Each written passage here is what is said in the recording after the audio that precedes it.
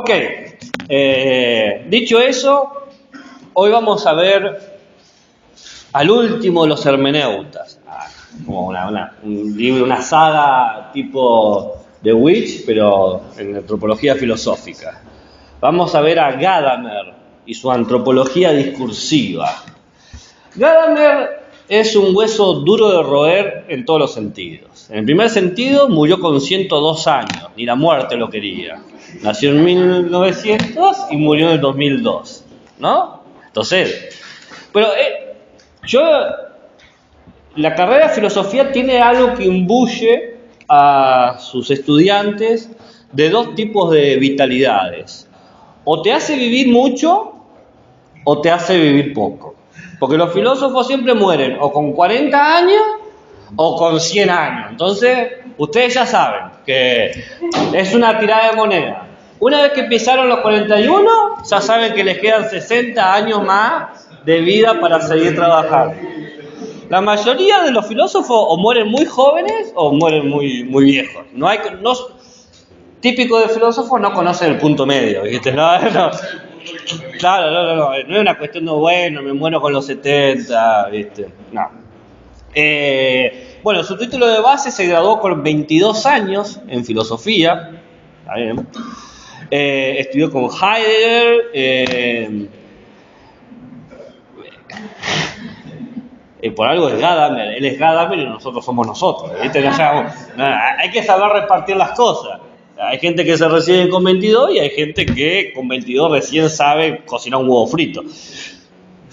Hay todo en esta tierra, ¿no? Se dedicó a dar clases durante el nazismo, pero se sabe que nunca se pronunció ni alistó al partido nazi, lo cual era muy difícil ser alguien que trabajaba en la universidad en ese periodo sin formar parte encima del partido nazi. Bueno, Gadamer lo logró. Es más, formó parte de uno del grupo de firmantes para expulsar a la enseñanza nacionalsocialista del Estado en las universidades, buscaba una cuestión de menos interferencia. Así que, es más, en el 44 fue parte del complot para matar a Hitler, o sea, fue una de las personas que intentó, obviamente fracasó porque a Hitler trataron de matarlo varias veces, pero el único que logró matar a Hitler fue Hitler. Y también se sabe que dio cobijo a varios judíos intelectuales, por ejemplo, el filósofo Jacob Clay. Entonces se ve que era de la resistencia alemana, ¿no? Frente a eso. Por lo tanto, cuando se libera la Alemania nazi del régimen de facto, lo colocan como rector de la Universidad de Leipzig por justamente no tener ninguna afiliación con el partido. Mantendrá luego hereda en 1949 la cátedra de Jasper en la Universidad de Heidelberg y mantendrá ese lugar hasta su muerte. Mira, hablando de gente que no se va hasta que se muere, Gadamer. Bueno, pero era Gadamer, él hace lo que quiere, ¿verdad? ¿No? Bueno, yo no voy a enseñarles Gadamer por Gadamer. Bueno, un poquito sí, pero tampoco lo voy a enseñar, suena muy pretencioso. No voy a hablar de Gadamer, estrictamente Gadamer. Voy a señalar los elementos estructurales básicos necesarios para que ustedes puedan decir, ok, estas son las ideas de Gadamer, pero estas ideas, las voy a leer en clave feminista, ¿no? Por eso ustedes tienen que leer dos textos, no solamente el texto de Gadamer, sino el de Susan Heckman. No sé si Heckman o Hackman es sueca, no sé cómo se pronuncia, yo le voy a decir Susan, le voy a decir por el primer nombre que el nombre es más fácil, pero es una sueca que escribe en sueco, decir que lo tradujeron en inglés, que por lo menos... Encima, ustedes tienen un texto traducido por mí, es decir, del sueco al inglés, del inglés al español. ¿Qué se puede entender sobre eso? Vayan a ver. Entonces, cualquier cosa que estén en desacuerdo con Susan, primero estén en desacuerdo conmigo, que probablemente sea una mala traducción mía y no un problema de Susan, ¿no? Pero ustedes me dirán, ¿pero por qué empezar directamente con una lectura feminista sobre Gadamer? ¿Y por qué no de otros autores? Bueno, acá está la cuestión de pensar un poco lo que conocemos nosotros como el canon filosófico. El canon filosófico son los textos que todos los que nos dedicamos a la filosofía conocemos, y los autores que todos los que dedicamos a la filosofía conocemos. Entonces, el canon filosófico tiene un discurso que dice que es de género neutral, es un canon de los grandes representantes, de obras privilegiadas de la filosofía que han logrado marcar experiencias, creencias y transformaciones en sus lectores. Pero cuando analizamos este canon filosófico sin género, casualmente vemos que los representantes de este canon filosófico tienen un par de testículos y penes todo el tiempo. No hay manera de ver la ausencia de género, de representación de género, de asumición de género, de una sexualidad marcadísima, reconocida por una... son individuos que aceptaron los roles de género que le puso la cultura. Dijeron, vos sos hombre, y dijeron, sí, yo soy un hombre, y escribo para hombres, ¿no? Entonces, lo que nos lleva a nosotros a pensar que quizás es necesario en el siglo XXI transformar el canon filosófico. Ver que quizás podemos hacer otro canon, otro conjunto de textos filosóficos. No es desechar los textos que están, quizás darle lugar a ciertos textos perdidos, entre comillas, que quizás están perdidos porque han sido callados por las razones, las voces que dicen que son racionales. Reconstruir el canon nos obliga a nosotros a releer los textos que utilizamos como referentes para la filosofía y ver si tenemos que incluir textos o no textos que se preocupen o no se preocupen por las cuestiones de género. En ese sentido uno dice, bueno, Gabriel, pero eso lo podemos hacer con cualquiera, no con Gadamer. Entonces, ¿por qué Gadamer? Bueno, en la obra de Gadamer, si yo tuviese que hacer una referencia bibliográfica de los textos nomás, o sea, normas APA, son fácil 40 páginas en Arial 11, interlineado simple. O sea, 40 páginas de todos los textos que Gadamer ha escrito, para que se una idea. En estas 40 páginas de obras, la referencia a la mujer, al género, a lo femenino e incluso al otro, en la idea de lo otro, es rara. Muy pocos textos y muy pocos párrafos y muy pocas líneas hablan de la mujer en la obra de Gadamer. Tal es así que algunas feministas que defienden a Gadamer dicen hay que leer la problemática de género en Gadamer a contrapelo, como tratando de rastrear sobre los puntos intertextuales para ver qué podría decir Gadamer sobre esto. Y esta cuestión del contrapelo viene porque no solamente Gadamer discute con pensadores varones, sino que sus discípulos fueron casi exclusivamente masculinos, por ejemplo, Karl Loewitz, ¿no? Entonces, en ese problema uno dice, bueno, en la cuestión gadameriana la perspectiva feminista no tiene lugar, ¿no? O tiene lugar en tanto lo criticable, no para darnos a nosotros la posibilidad de reformular el canon filosófico. Y se puede pensar un segundo elemento de que la cuestión del género y del feminismo en Gadamer no tiene lugar, que es que Gadamer es el filósofo que arraiga su objeto de estudio en el problema de la tradición. Es decir, lo que analiza y lo que estudia Gadamer es la tradición. Se preocupa por el rol de la tradición en la percepción humana. Lo que nos lleva a una cuestión bastante incómoda, porque la historia tradicional no ha dejado a la mujer y a las discusiones del género o las representaciones de lo femenino en un buen lugar, ¿no? La tradición ha tenido la cuestión de acallar, silenciar, sesgar. Entonces, nos preguntamos qué posibilidades tenemos con Gadamer sobre pensar lo de el género. Pero, dicen las intérpretes feministas, que Gadamer tiene elementos que pueden servir para reconstruir el canon filosófico y para contribuir a la propuesta de las filosofías feministas. No solamente que ven que en el concepto de tradición de Gadamer hay elementos que pueden servir, sino que también Gadamer propone una idea filosófica que es la idea del horizonte, ¿no? Horizonte. El horizonte entendido como el punto de vista, el aspecto que tomamos respecto a una situación, cuyo efecto es como el rango de visión que tenemos sobre algo. Lo que es cómo ordenamos nuestra mirada para darle significado a las cosas que allí están. ¿Bien? Lo cual esto implica pensar en el horizonte, es pensar en qué elementos valorativos y qué elementos prejuiciosos estamos utilizando nosotros para comprender lo que está sucediendo desde nuestro lugar. Es decir, nos lleva a salir de la mirada ingenua de lo que sucede, es un hecho, y pensar qué es ese hecho para nosotros.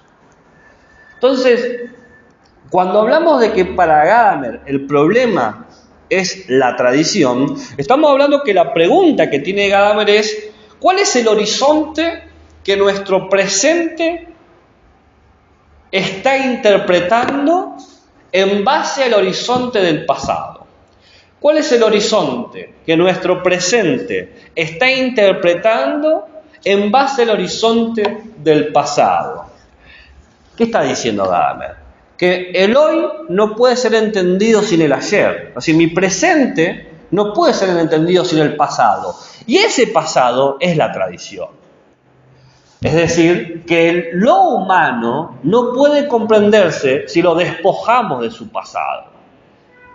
Entonces, esta tensión pasado-presente nos puede ser productiva a nosotros desde la lectura feministas para fundar un nuevo horizonte, para releer lo que es canónico, para generar un nuevo lugar de diálogo, para construir nuevas pautas de conversación y, más importante aún, para permitir el testimonio de aquellos individuos que no tenían lugar para testificar.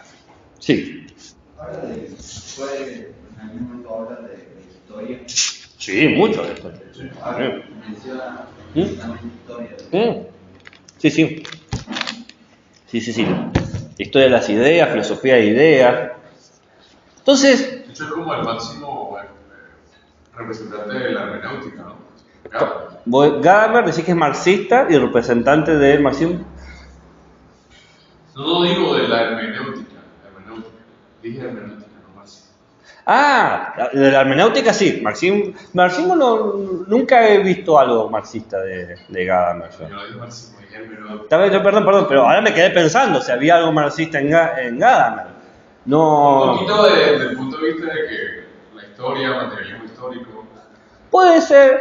Pasa que más que materialismo, él es discursivo. Entonces, podemos hablar si esta discursividad tiene una materialidad. Pero ahí voy a dejar un simple no sé. Creería que no. O sea, más allá de que yo escuché, obviamente vos lo dijiste, pero después me quedé pensando. Creería que no habría un diálogo favorable con el marxismo. Puedo equivocarme, los intérpretes de Gadamer pueden venir y decir si me confundo, pero desde la lectura que tiene de la tradición Gadamer y de esta idea de la necesidad de la reconstrucción y relectura constante, no sé qué tan en sintonía estaría con una idea de un destino dialéctico, ¿no? Esta cuestión ahí yo creo que entraría en varias tensiones. No sé cómo se podría resolver, personalmente yo no sabría, pero sí es el hermeneuta del siglo XX y como llegó en el 2022, el siglo XXI. Como llegó el 2002, pisó ahí, llegó al siglo XXI y lo metemos, pero es el representante de la hermenéutica, eso seguro. Entonces, vamos a ver si si hay algo de Gadamer para las interpretaciones feministas. Acá, en esta exposición, este encuentro, se va a defender que sí hay. No es una interpretación mía, es de Susan. ¿Okay?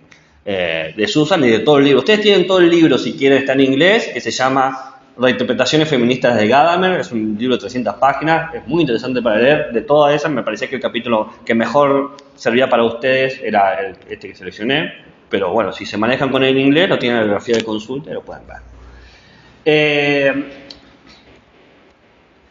Hablando de esto del hermeneuta, ¿dónde empieza el problema acá? El problema empieza con el lenguaje. El problema empieza del lenguaje.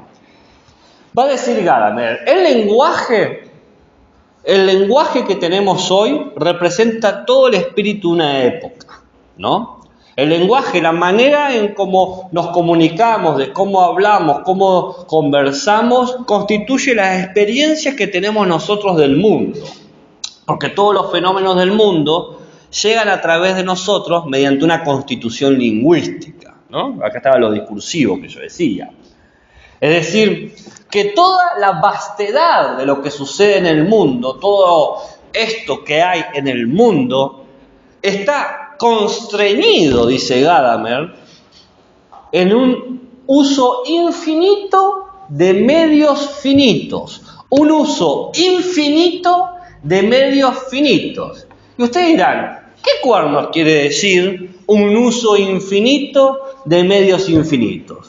Bueno, porque el lenguaje, dice Gadamer, se basa en cuestiones limitadas, en un alfabeto con un número específico de letras, con unas reglas de combinación específicas que nos permiten establecer qué son palabras, qué son oraciones y qué son palabras y oraciones con sentido. Entonces hay un número finito de recursos y con eso finito queremos representar a la vastedad. Y esa representación tiene unas combinaciones infinitas. Entonces es un uso infinito de medios infinitos.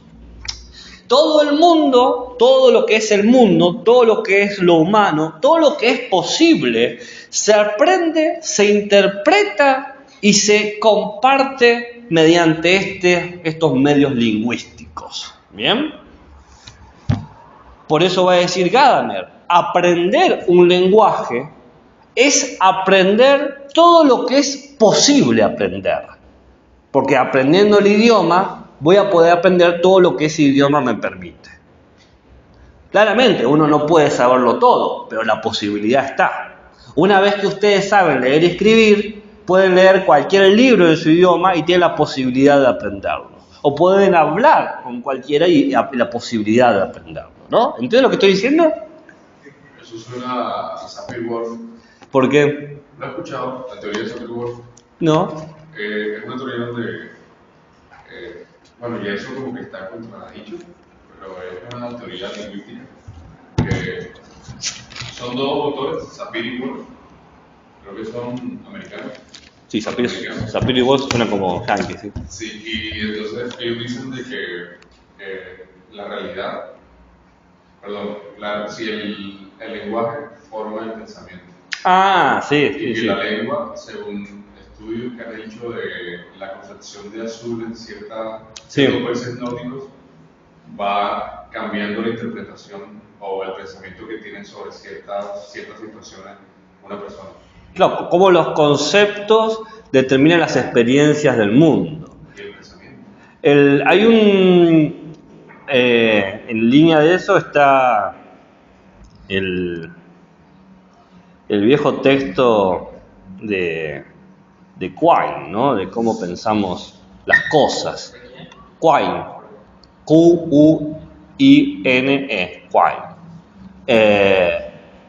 Que decía, yo no veo fantasmas porque en mi lenguaje no existe un significado para fantasmas, ¿no? Y los que ven fantasmas, como tienen el concepto de fantasma y le dan un significado, tienen la experiencia de lo fantasmagórico, ¿no? Me hiciste acordar de eso. Hay una película que creo que se llamaba La Lingüista o algo así. La de los extraterrestres. La llegada. Es buena esa. Claro, que ella aprende el lenguaje de los Extraterrestres, sí. Sí. Que habían viajado al futuro. Sí, esa es la plena teoría de Saturno. Bien. Bueno, pero acá hay que aclarar algo en base a esto que se está comentando. En Gadamer no existe un determinismo lingüístico. Uno no está apresado por el lenguaje para interpretar al mundo. No existe eso en Gadamer, ¿no? ¿Por qué? Porque acá hay un postulado ontológico sobre el lenguaje, que el lenguaje en sí mismo es libre, es una constante variación. Se construye mediante las variaciones que establecemos en la conversación. Porque para Gadamer, conversar con otros no es simplemente entenderse entre sí, sino es crear nuevos horizontes de comprensión, nuevos lugares para testimoniar qué hay ahí, qué es un hecho, qué es lo que se da. De esta manera, el conversar mediante el lenguaje nos permite extender o encoger nuestras nociones de lo que podemos ver, hacer y saber. No estamos encapsulados al lenguaje, pero sí pensamos a través del lenguaje, ¿no? Por eso va a decir Gadamer que distintos lenguajes, al provenir de distintos contextos y encontrarse en un diálogo, se van a enriquecer en sus interpretaciones. Hay un nuevo horizonte de interpretación por la confluencia o afluencia de los distintos horizontes, porque recordemos que el lenguaje va a sintetizar el conjunto de experiencias vivibles, de lo que se puede vivir. Acumula el lenguaje nuestras experiencias, y cuando tenemos experiencias que no tienen términos, creamos términos para eso, ¿no? De cierta manera, Gadamer puede dar razón o motivo de por qué existen acrónimos como LGBTQ+, ¿no? Diría, claro, había un conjunto de experiencias que no tenían una denominación y que se tuvo que crear en la confluencia de experiencias vividas una manera de mencionarlas, ¿no? Y así con muchos tipos de experiencias de vida. Pero en la medida, quede claro acá, y para hacer hincapié, Gadamer como hermeneuta, ¿recuerdan el método hermenéutico? Que lo expliqué al principio del cuatrimestre. Claro, exactamente. Yo hago eso para que, ¿qué estoy buscando yo? Los primeros hermeneutas, ¿qué buscaban? ¿El sentido de quién? De Dios. Y ahora buscamos el sentido de ¿qué? Del hombre o de lo humano o de cualquier signo que elijamos. En este caso, en la antropología, entre los signos posibles, elegimos lo humano. ¿Bien? Entonces, como hermeneuta va a ser siempre una cuestión discursiva. ¿Bien? Es un elemento necesario. Por eso es una antropología del discurso, la de Gadamer. Por eso es tan importante la posibilidad y la potencialidad de los discursos. Pérdida de discursos va a suponer, de alguna manera, pérdida de aspectos humanos. Porque se entiende lo discursivo como la manifestación del lenguaje, y el lenguaje como la acumulación de las experiencias nuestras del mundo, de todas nuestras experiencias. Todos deberíamos poder hablar, todos deberíamos poder comunicar, señalar lo infinito con medios finitos. ¿Bien? ¿Por qué es infinito? Porque las experiencias de cada uno son distintas y irrepetibles.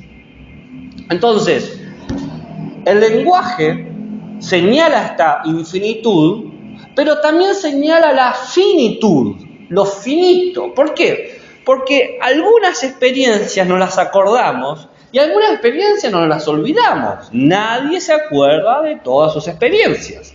Y así como individualmente no nos recordamos de todo lo que experimentamos y no podemos, por lo tanto, llevarlo a la palabra, la sociedad misma tiene sus propios recuerdos y sus propios olvidos.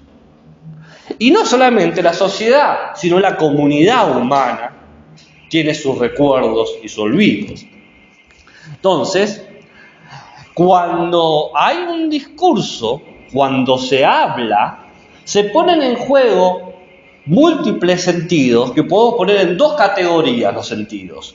Aquellos sentidos que logramos captar y y aquellos sentidos que no logramos captar. Que no lo logremos captar, que los olvidemos, que no le podamos poner palabras a eso, no quiere decir para Gadamer que no existan. Entonces, acá estamos viendo que hay varios elementos que están sonando o que resuenan a favor de una lectura feminista. Si no ataron los cabos, yo más adelante se los voy a atar. Por ahora se los voy pinchando, lo voy poniendo como en un corcho. Bien. ¿Hasta dónde llegaste? ¿En la parte que te perdiste? No. ¿Hasta dónde llegaste? Así, de ahí vamos para adelante. Sí entiendo lo interesante de las experiencias posibles y que se va a crear nuevos horizontes, pero no termino de entender la definición, o sea, qué es lo que para él es lo infinito. Bien. Lo infinito es el conjunto total de todas las experiencias humanas posibles. Vos, tengo entendido que eres un ser humano. No sos ni un reptiliano, ni un insectoide, hasta donde sabemos, no sos un androide, un sintiente, ¿no? Como humana, bien, hay un conjunto de experiencias que solamente tú tienes, que yo las puedo comprender, que puedo encontrar similitud con la mía, pero no son mías. ¿Bien? Por ejemplo, puedo comprender, si alguna vez decís yo lloré, puedo comprender lo que es el llorar. Y si me decís yo reí, también puedo comprenderlo. Pero no tengo tu risa ni tu llanto. ¿Bien? Ahora, eso que eres todo tú biográficamente se multiplica por la cantidad de humanos existentes que existieron y que existirán. Esa cantidad de experiencias no tiene un número que la represente, no hay número real que la represente, por lo tanto es un conjunto infinito. Pero que sea infinito, dice Gadamer, no va a implicar que yo no pueda hablar sobre eso, porque tengo unas herramientas finitas, el abecedario, las palabras, que me permite poner, por ejemplo, el término llanto, risa. Yo no tengo tu llanto, vos no tenés el mío, pero puedo hablar de llanto. Podemos hablar del llorar y del reír. Y de repente, lo infinito ha sido representado por lo finito. Entendido eso, aparece un segundo nivel de finitud, que es cuando olvido de poner en palabras ciertas cosas. De todas tus experiencias, no todas las has puesto en palabras.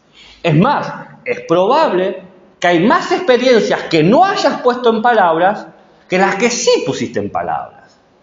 ¿Bien? Piensen cuántas veces en su vida dicen voy a hacer pis y cuántas veces hacen pis. Si piensan cuántas veces orinan y cuántas veces han dicho he de orinar en este acto, es mucho menos la cantidad de veces que ponen en discurso la experiencia de la orina. Pero todos la tienen. Entonces, hay una cuestión de lo que se pone y lo que no se pone, que termina jugando en el plano de lo que se recuerda y lo que se olvida, lo que juzgamos en nuestro horizonte de interpretación que es digno de ser recordado. ¿Cuántas veces cuando contamos una historia nos parece digno de ser recordado y en ese momento me estaba orinando? No, es raro, debería ser muy crucial para la historia que eso sea el elemento que cambie la situación. Entonces, en el cúmulo de experiencias en los discursos, hay cosas que se olvidan y hay cosas que se recuerdan, porque hay cosas que captamos como significantes y cosas que no captamos como significantes. Pero no captarlos o no recordarlos no quiere decir que no sucedan. Que ustedes no digan todo el tiempo, ¡he de orinar! No quiere decir que todos los días no orinen. ¿Se entiende ahí esa cuestión de lo infinito y lo finito? Ahora sí, cámara 3. No, igual creo que va un poco por lo último que dice, pero le voy a preguntar si al compartir una experiencia a partir del lenguaje, pretendiendo que la otra persona me entienda, no se pierde un poco de esa experiencia en cuanto a lo subjetivo, a lo que yo experimenté realmente. No, claro, pero la cuestión acá hay una cuestión de la pérdida que hay que tener cuidado con Gadamer. Como hermeneuta, nunca algo se va a perder, pero entendiendo que nada se va a interpretar completamente. O sea, yo puedo ganar algo, pero al mismo tiempo, aún así me va a faltar algo más. ¿Bien? Porque vos podés decir, me puse nervioso porque me estaba oreando y yo puedo entender ese nerviosismo. Cualquiera que haya tenido que contenerse y ir al baño lo va a entender, ¿no? Entonces, hay una cuestión entre lo que decimos, lo que escuchamos y lo que somos que tiene como centralidad el lenguaje y por lo tanto tiene como centralidad la interpretación que hacemos de eso. Y vamos constituyéndonos a través de eso. Va a decir Gadamer, el humano se constituye dialécticamente con el lenguaje, pero no una dialéctica, por eso yo me quedé pensando en Marx, no una dialéctica marxista en el sentido de tesis, antítesis, síntesis, sino dialéctico en términos de diálogo, en el sentido más etimológico, del hablar, del conversar, del poder compartir, decir desde un lugar, escuchar desde un lugar e interpretar el lugar, donde estoy, lo que digo y lo que escucho. ¿Bien? Este es lo que nos hace humanos, ¿no? El diálogo. Entonces, nos encontramos, ¿estamos hasta acá? ¿En sintonía? Entonces nos encontramos en la interpretación antropológica de Gadamer una dialéctica hermenéutica. ¿Bien?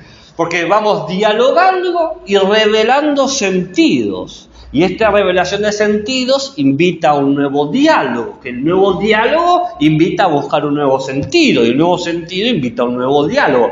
Si es una dialéctica hermenéutica, se va a presentar como circular. No hay un inicio y un final, no hay algo fundante, no hay nada original. Solamente hay un horizonte de interpretación. Entendamos, como buenos hermeneutas que somos, que toda interpretación ya está interpretada. La interpretación ya es interpretada y la interpretación ya es interpretante. ¿Qué pasa? ¿Te perdí ahí? Sí. Usted interpreta el mundo. Es más, usted se da cuenta que tiene valores y prejuicios. Bueno, espero que la carrera le dé herramientas para poder darse cuenta de sus valores y prejuicios. Pero el darse cuenta de eso también ya es una interpretación sobre tu interpretación. Y sí, vos interpretás al mundo. ¿Qué mejor representante de la capacidad de interpretar la interpretación que en filosofía, donde tenemos que aprender múltiples puntos de vista y entender por qué, por ejemplo, para Platón, el sol representa la emanación de las ideas, ¿no? Nosotros estudiamos pensadores con siglos de distancia y dialogamos con ellos y entendemos por qué creen lo que creen. Lo entendemos no solamente de que puedo repetirlo, sino que comprendo cómo alguien afirma lo que afirma y tanto lo comprendo que puedo imaginarme qué diría sobre qué cosas que no experimentó. La interpretación puede ser interpretada. Si no, no podríamos hacer filosofía. Pero el siguiente paso, o sea, interpretamos al mundo, podemos interpretar la interpretación. Sino, en tercer lugar, que la interpretación es interpretante. Es decir, que nos enseña una manera de interpretar.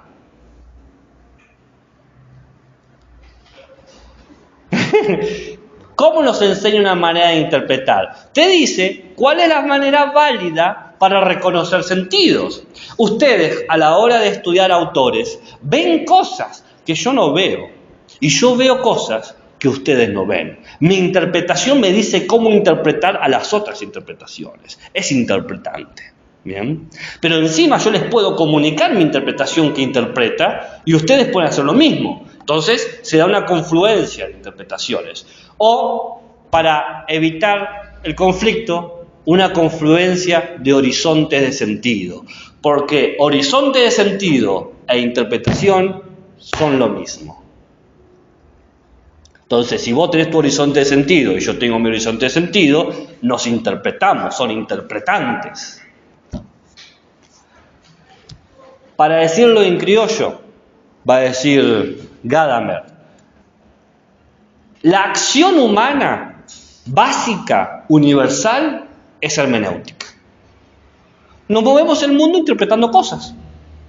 Como tú dices, lo malo es un libro abierto. Lo malo es un libro abierto, claro.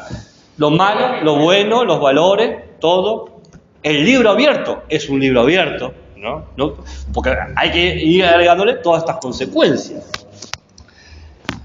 Todo lo que sabemos, todo lo que afirmamos, todo lo que decimos, dice Gadamer, si es interpretativo, si es un horizonte de sentido, es especulativo. Especulamos. Y debe ser esto.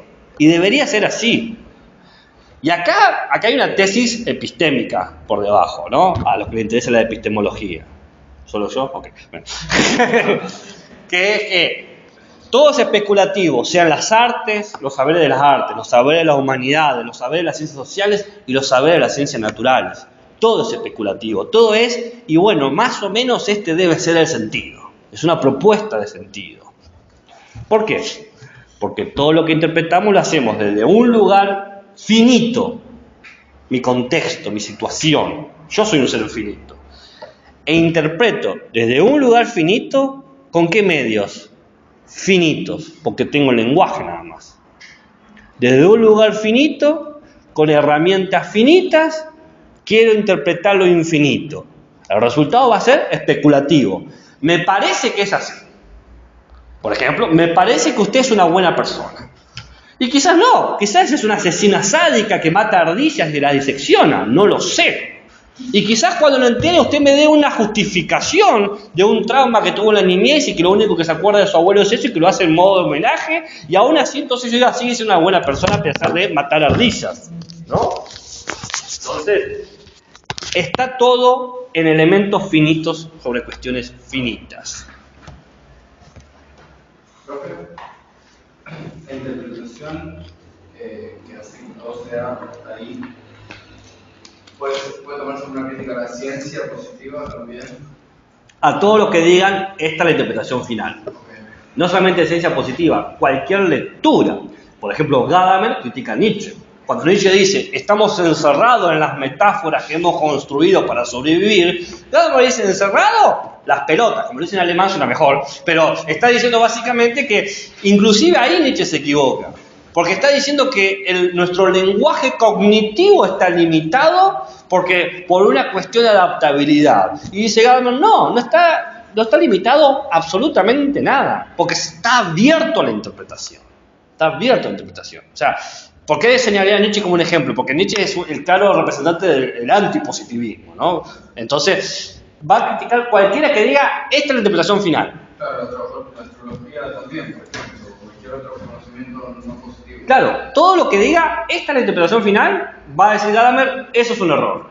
Y acá tenemos otro elemento que nos va a servir a nosotros para entender cómo Gadamer puede contribuir a las lecturas feministas, según Susan, ¿no? Entonces, no solamente el mundo está constituido lingüísticamente, sino que lo humano está constituido lingüísticamente. Todo lo que sucede, todo lo que se hace, todo lo que se dice, está en el juego de los sentidos.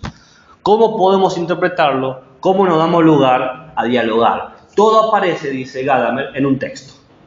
No necesariamente tiene que estar escrito, pero hay una textualidad, porque como hermeneuta entiende que hay texto, está escrito.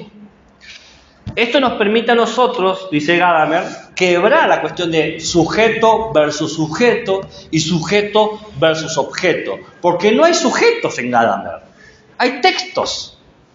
Vos sos un texto, yo soy un texto. Si no hay sujetos, no hay intersubjetividad. Si hay textos, hay intertextualidad. Muy bien, son gadamerianos hasta la muerte. Pero esto genera un problema. ¿Qué clase de texto somos? Somos un texto, porque podemos ser interpretados. Nuestra vida tiene signos y símbolos que pueden ser interpretados. ¿Qué clase de textos somos? Dice Gadamer, porque nuestra vida viene de un pasado. Y el pasado tiene la maldita manía de querer mostrarse como determinante, porque el pasado no se puede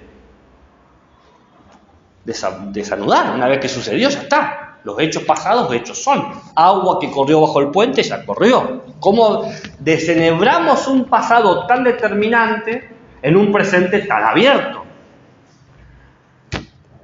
O, como dice Gadamer, ¿cómo entender los textos que nos anteceden? Los textos que nos dan contexto. Lo dice Gadamer, dice él, los textos que nos dan contexto. O sea, nosotros estamos en un contexto y escribimos, hablamos y hacemos en base a ese contexto. Entonces, ¿cómo podemos hacer un texto distinto a nuestro contexto? Por eso, para Gadamer es un problema fundamental que entendamos nuestra tradición.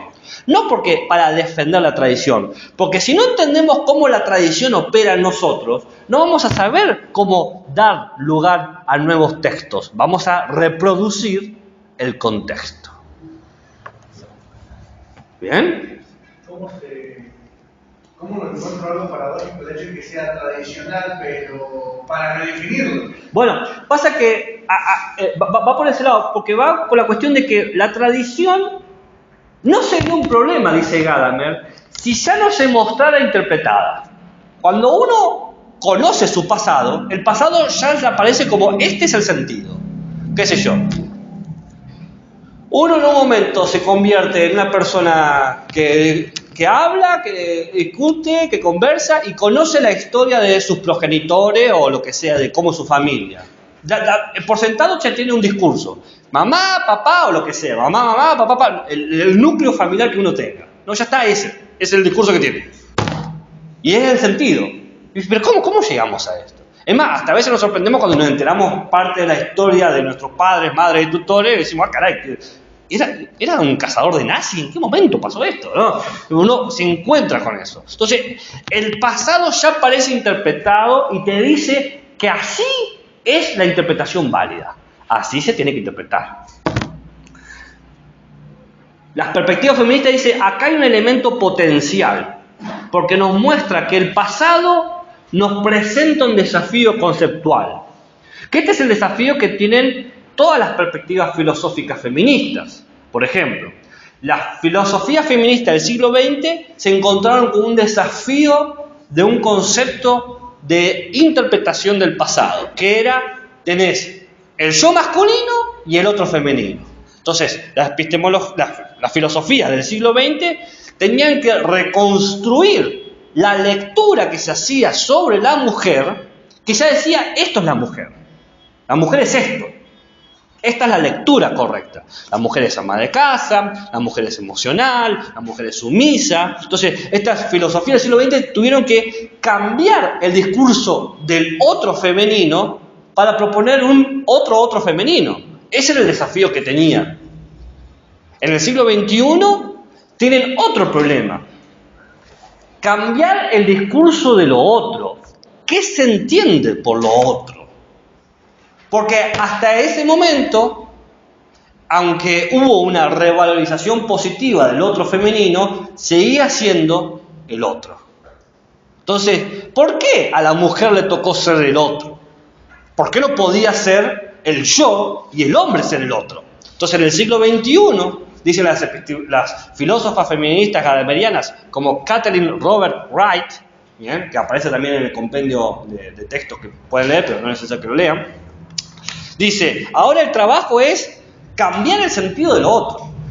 Tanto el otro del siglo XXI y el otro femenino del siglo XX tienen una lectura ya tradicional. Esto es lo otro. Y eso es un desafío. ¿Cómo dialogar con la tradición que nos dice, así son las cosas? Por eso hay un elemento potenciador en Gadamer, porque nos hace entender, primero, que no hay sujetos, entonces no hay ningún otro como tal, son textos. Y en segundo lugar, que ese pasado se interpreta, entonces yo puedo dar una nueva interpretación. ¿Me van siguiendo? ¿Me van siguiendo? Pero, ¿qué?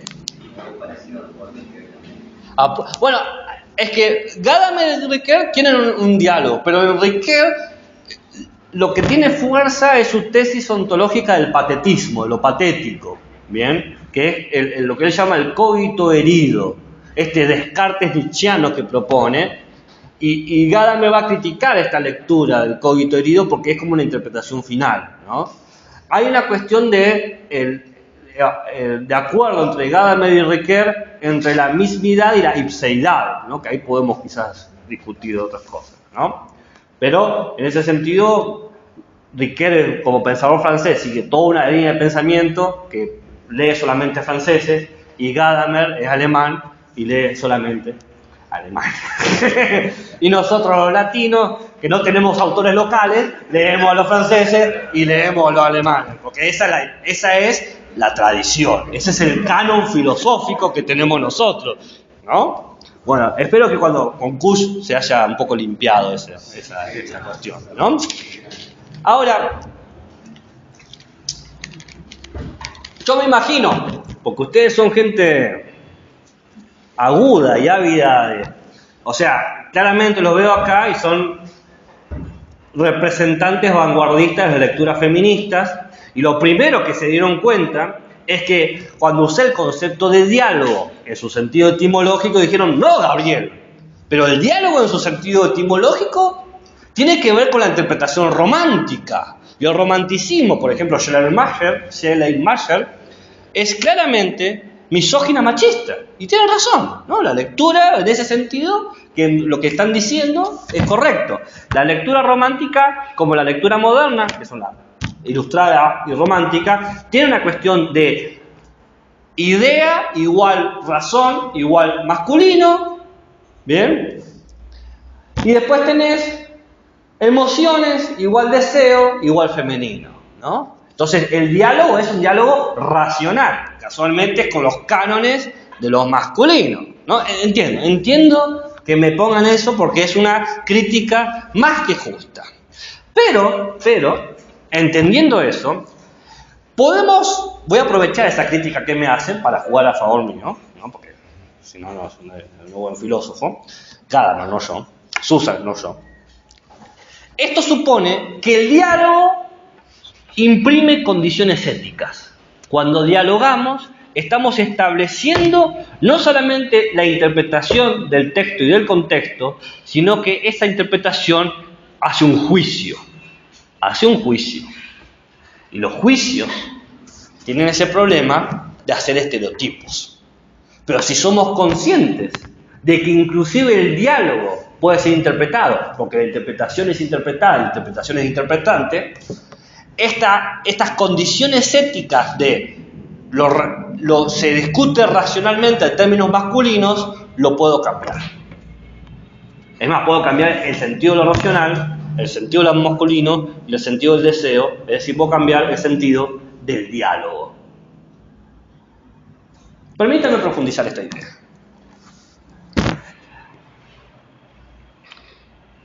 El diálogo implica una ética, porque cuando hablo, no solamente estoy haciendo el acto de interpretación, no solamente estoy conociéndote o conociendo la tradición que representás, sino que también juzgo la tradición que representás.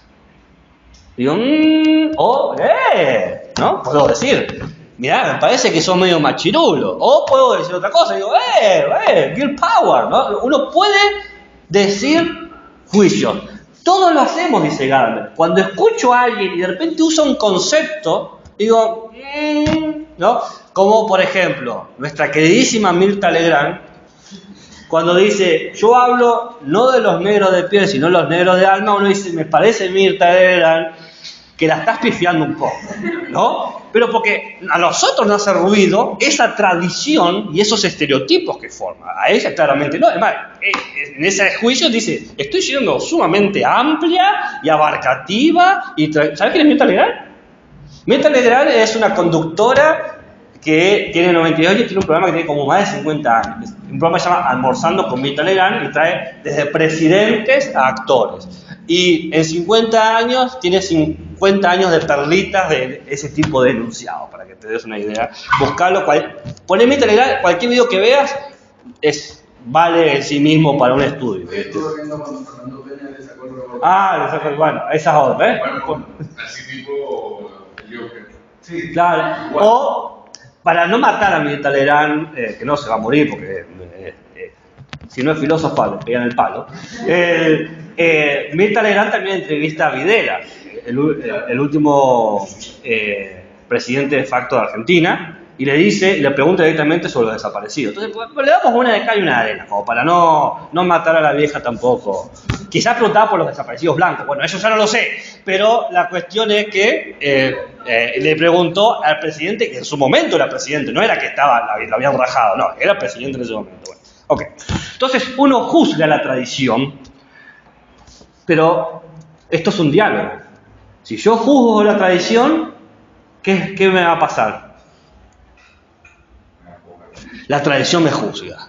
Gaby, me parece que sos medio afeminado cuando hablas, ¿no? Yo digo, vos sos un machirolo y vos sos afeminado cuando hablas, ¿no?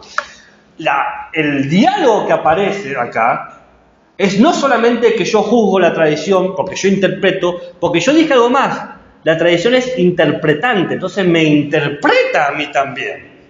Y ahí de repente uno empieza a acordarse todos los traumas que tiene. Y dice, yo defiendo todos los movimientos feministas, pero me tengo que depilar las piernas. Es decir, ¿cómo logro? Es decir, bueno, estas situaciones o estas representaciones que aparecen es donde nos damos cuenta cómo nos situamos frente a la tradición. Ahí me parece una síntesis, antítesis, una tesis, antítesis y síntesis. No, jamás va a aparecer eso porque no hay objetos distinguidos, porque en el siguiente nivel de razonamiento nos damos cuenta que nosotros portamos la tradición y que nosotros la recreamos, que la tradición no es un tú, es un nosotros. Profe, cuando la tradición me hace la contrajugada, en realidad es uno mismo, no estamos hablando tal cosa, digamos. Claro, exactamente. Por eso es un nosotros. Es uno mismo plural. ¿Bien? ¿No?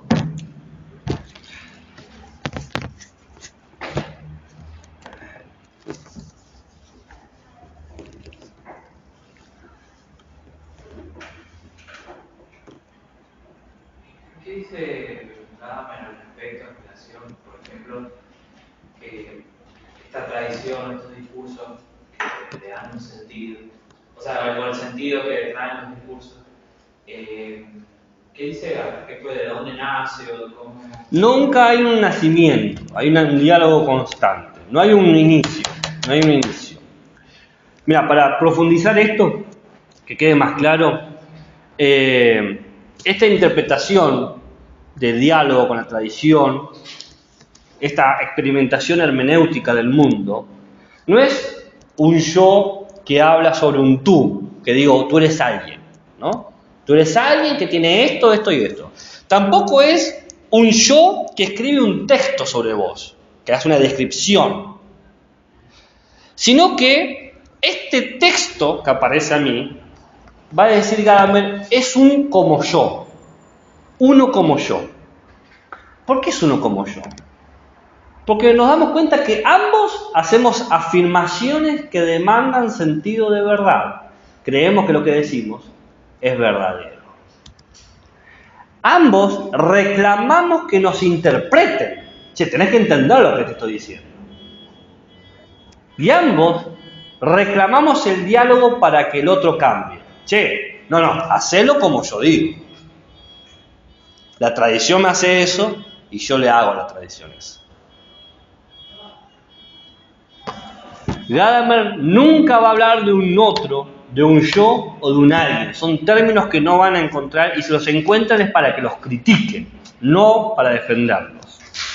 Lo que hay es un único texto que es nuestro texto, el nosotros. Por eso Gadamer va a estar en contra de la subjetivación, de crear sujetos. La ontología que define a lo humano en Gadamer no tiene una perspectiva del sujeto, porque no hay sujeto como tal, no hay sujetos. Todos trabajamos para empoderar el texto, el otro como tú, que interpreta como yo. Todos interpretamos. Si quieren que lo haga en una clave más quizás cercana, es una lectura hermenéutica de la ética kantiana. Los textos se toman como fines y no como medios. Tu discurso no lo tomo como un medio para yo alcanzar algo, sino lo tomo como un fin en sí mismo. Tiene su propio sentido, su propio hablar. Lo cual tiene mucho potencial para lecturas feministas. Porque nos permite hablar del otro sin subjetivarlo. Ese otro es mujer y busca los derechos de la mujer. Dice, es un problema esa subjetivación, ¿no? Porque los termino encadenando a conceptos de imágenes de personas y juzgo a esa persona por lo que espero de ese concepto que tengo la persona. ¿Qué espero yo, por ejemplo, del concepto de feminazi? Entonces vos sos una feminazi y entonces te juzgo, te evalúo en base a eso. Te valoro. Pero ahí está. Entonces, si aprendemos a que no hay una subjetividad, a no ponerle un concepto de personalidad, sino que es un lenguaje común, con palabras que tenemos en común, podemos entender otro tipo de nosotros. Porque el siguiente paso acá... pues sí, obvio. Siempre es difícil dialogar. Siempre hay una tensión entre mi horizonte que defiende una tradición y tu horizonte que define una tradición.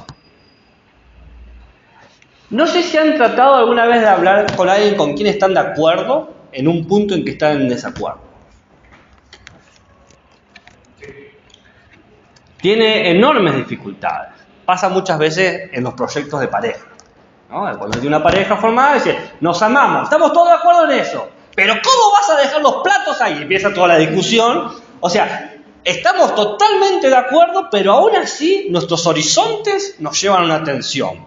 Pero es necesario esta cuestión porque nos hace entender que mi interpretación de la realidad depende necesariamente de otro como tú, de otro como yo.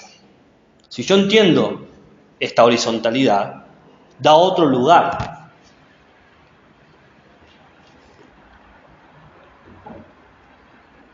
Porque ya, si yo digo, este es como yo, este otro es como yo, deja de ser un tú, deja de ser alguien lejano y se convierte en alguien cercano. Deja de ser alguien distante y se convierte en parte de nosotros.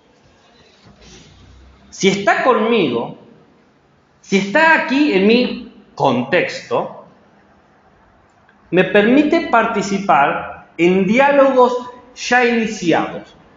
Diálogos ya iniciados, eso es un concepto. ¿Qué sería el diálogo ya iniciado? Cómo individualmente todos tenemos nuestro propio diálogo con la tradición. Todos nosotros tenemos experiencia de familia, de crianza, valores y prejuicios. Nadie se salva de eso. Y todos hemos logrado posicionarnos de alguna manera sobre eso. Todos. Y de repente apareces vos con tus valores y tus diálogos y yo con mis valores de diálogo y nos queremos poner de acuerdo. Y empieza a generarse un tema. Porque vos ya tenés una conversación con tu tradición y yo también ya tengo una tradición con mi tradición. ¿Se entiende? No se entiende. Me hace acordar a Martin Buber, pero, o sea, cada vez estaría criticando, ¿no? Y nunca ese otro está definido. Porque yo puedo cambiar mi interpretación al dialogar contigo. Doy un ejemplo. Yo tengo una biografía, ¿no? Nací, trabajé, todavía no me morí. Y vengo de una familia X, qué sé yo. Bastante estructurada, por momentos misógina y por momentos machista. Que hoy en día, no sé si por yo haciéndole la del pájaro carpintero o ellos mismos por adaptarse con el diálogo de tradición, como que han disuelto o relajado esas tensiones. Entonces hay un ejemplo, yo me acuerdo haber visto con 10 años, 11 años, la marcha del orgullo gay de San Francisco, por una noticia, estaban mostrando en Telefe, no sé. Entonces yo le pregunto a mi padre, porque no sabía que estaba viendo, digo, ¿por qué estás festejando esto? ¿Y por qué yo estoy en una fiesta como esa? Porque era una fiesta. Digo, ¿qué es eso? Y dice, están festejando porque están felices. No me dijo están festejando porque son gays. No me dijo es la marcha del orgullo gay. Él se había olvidado que yo sabía leer y decía la marcha del orgullo gay. Pero me di cuenta con su respuesta de que no me estaba diciendo todas las cosas y que no me quería decir todas las cosas, ¿no? Pero no entendí qué era eso que no me quería decir. Hasta que pasaron los años y participé yo en mis propias marcha del orgullo gay y de repente digo, esto es la cuestión. Entonces yo he tenido un diálogo con mi tradición. ¿Bien? Mi padre ha tenido también su propio diálogo. ¿Por qué? Porque él ahora también, yo no sé si te dije que es motoquero, esos que usan tacha de fuera, bueno, él mismo ha participado en marchas con los motoqueros, apoyándola. Entonces, de un no decir todo lo que es, a un mostrar todo lo que es, ¿no? Entonces, distintas tradiciones, pero él tiene 60 años, ¿no? Yo tengo 30, tengo la mitad. Entonces, fíjense, cada uno con su biografía tiene un diálogo de tradición. Y aún así nos podemos poner de acuerdo con mi padre, ¿no? Nos ponemos de acuerdo, qué sé yo, por ejemplo, los derechos LGTBIQ+, ¿no? Entonces, siempre hay la posibilidad del diálogo, siempre está la posibilidad de cambiar la interpretación. Con esta lógica, dicen las lecturas feministas, por ejemplo de Susan, hay claramente una posibilidad de un uso de los postulados gadamerianos. Punto 1. ¿Me van siguiendo? Punto 1. El lenguaje lo abarca todo. Nos ubica en el mundo, nos proporciona la posibilidad de interpretar, de inteligir el mundo. Punto 2. Nos obliga a considerar o aceptar que la tradición tiene un poder ontológico sobre nosotros mismos. ¿Por qué tiene un poder ontológico? Porque nos establece criterios de validez, de racionalidad, de prejuicios, de lo común, de lo aceptado. Sí. ¿En cada vez habla sobre el arte? Sí. ¿Qué dice? Y va a defender cualquier lectura de arte que esté abierta a la lectura de los sentidos. De vuelta, todo lo que defienda la apertura va a ser defendido por Gadamer. Y todo lo que defienda la cerrazón lo va a criticar. Por ejemplo, un error, dice Gadamer, es creer que la influencia metafísica, ontológica de la tradición es imposible de cambio. Lo que es imposible es vivir sin tradición, vivir sin pasado. Es imposible, todos tienen un pasado. Pero no es imposible cambiarlo. No es imposible cambiar. Es decir, es posible cambiar nuestro diálogo con la tradición. Podemos crear nuevas formas de lectura, podemos crear nuevos textos, podemos dar nuevas maneras de entender. Al decir de Gadamer, si no podemos cambiar, ¿por qué hablamos? ¿Por qué escribimos? Si no fuese la posibilidad del cambio, ¿por qué seguimos hablando? ¿Por qué seguimos escribiendo? Si no lo supiéramos desde ya, dice Gadamer, que el cambio es una realidad, ¿por qué seguimos tratando de escribir nuevos libros? Lo cual esto implica cómo nos relacionamos con el lenguaje y cómo nos relacionamos con las situaciones sociopolíticas.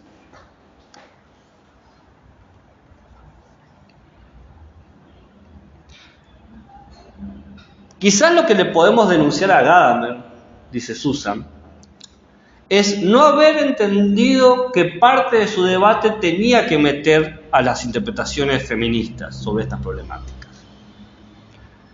Pero esto no quiere decir que no nos hayan dado o no nos puedan dar un cúmulo de herramientas para pensar en los problemas feministas del siglo XXI, que tenemos que reentender a qué llamamos a ese otro. ¿Qué es ese otro? O cómo es el desafío del feminismo actual, dice Susan. Cómo configurar cambios desde el conjunto existente de significados que ya está constituyendo la sociedad. Porque la sociedad ya interpreta el mundo de esta manera. Entonces, ¿cómo logro yo que la interprete de otra manera? Por ejemplo, en lugar que dé más derechos a las mujeres. Ojo, Gadamer no da un método. Él no da un método, da un análisis. Nos propone recuperar el horizonte de comprensión de lo humano, lo retórico, lo humanista, lo romántico.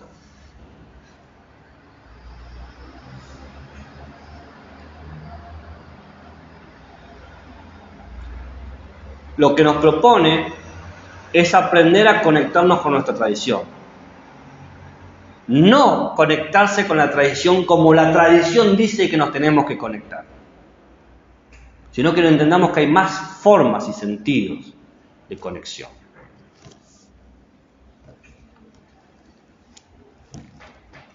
Humano y mundo se dan por el lenguaje. Que se den por el lenguaje no significa que están cerrados en el lenguaje, ¿bien?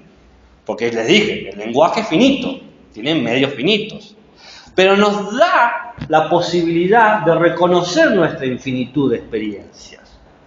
Por ejemplo, da la posibilidad de reinterpretarse, de abrir nuevos sentidos, de crear nuevos horizontes.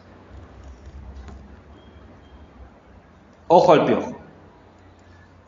Que uno tenga la posibilidad de crear nuevos horizontes, dice, bueno, entonces Gadamer es un relativista. Cualquier horizonte nuevo es válido. No, claramente que no. ¿Por qué? Porque el horizonte no se entiende desde un único intérprete. No se entiende desde una única situación, sino que se entiende desde un nosotros. Entonces el horizonte válido va a ser el que incluya a nosotros. No un grupo. No una lectura. O sea que para Gadamer lo humano está en continuo desarrollo a partir del diálogo entre diferentes... Entre los que son como yo. ¿Y quiénes son como yo? Todas las textualidades.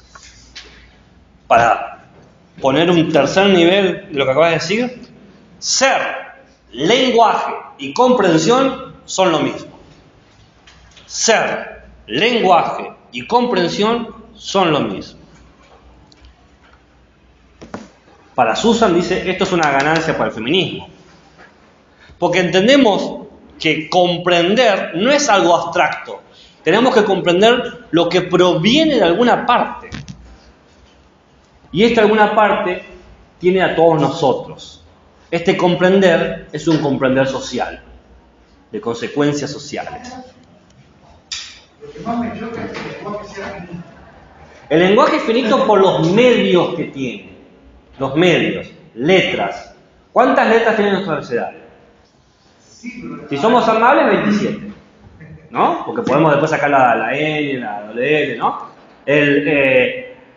Esta 27 tiene unas combinaciones finitas, ¿no? Que pueden ser incontables para nosotras, pero el número final es finito, es un número específico, ¿bien? Pero eso finito permite hablar de la infinitud. Por eso el lenguaje es finito. Y también es finito porque ¿qué tanto del lenguaje propio podemos entender? ¿Qué tanto del lenguaje propio? Claro, nadie de nosotros conoce todas las palabras posibles de nuestro lenguaje. Incluso se crean palabras nuevas. Claro, es imposible dominar todo el lenguaje. Entonces, es finito y tenemos una interpretación finita de eso, pero a pesar de eso, da lectura a la infinitud. Sí, si hablamos estrictamente del lenguaje por así decirlo, propio. Porque, por ejemplo, se podría incluso decir, o al menos yo tengo la idea, de que el arte es un lenguaje sin palabras. Pero vos podés hablar del arte como un lenguaje, pero ¿cómo hablamos, seamos tradicionales, siguiendo a Gadamer? Tenemos las 7 artes, ¿no? Las 7 artes, que pintura, escultura, teatro, todas esas tienen un lenguaje específico. Cómo se pinta, cómo se construye, cuáles son las posturas. Tienen técnicas, no sé si... sí, es complicado. O sea, lo entiendo. Si creyéramos que el lenguaje es infinito, nunca podríamos darle sentido. Eso lo aprendimos con Pascal. Lo finito no puede interpretar lo infinito. Tiene que tener una finitud. Que esa finitud sea muy grande para nosotros, eso es una cosa, pero es finito, tiene un límite. Para concluir, antes que nos echen, ¿cómo usar? Porque esta es la pregunta que se están haciendo ustedes, que son de vanguardia. ¿Cómo usar todo esto que dice Gadamer para alterar, por ejemplo, las subordinaciones subjetivas que sufren las mujeres? Es decir, cómo cambiar las situaciones reales. Bueno, acá aparece la idea de prejuicio en Gadamer, ¿no? Que Gadamer haga un análisis del prejuicio ya es provocador. Porque aparece el prejuicio y aparece como una cuestión de que si Gadamer defiende el prejuicio, uno dice, ¿por qué está defendiendo los prejuicios? No, él entiende que los prejuicios tienen que ver con nuestra perspectiva de cómo estamos comprendiendo el mundo. Básicamente, el lugar donde nos paramos. La hermenéutica se encarga de eso, de revelar y examinar los prejuicios. Entonces, ¿qué tenemos que hacer?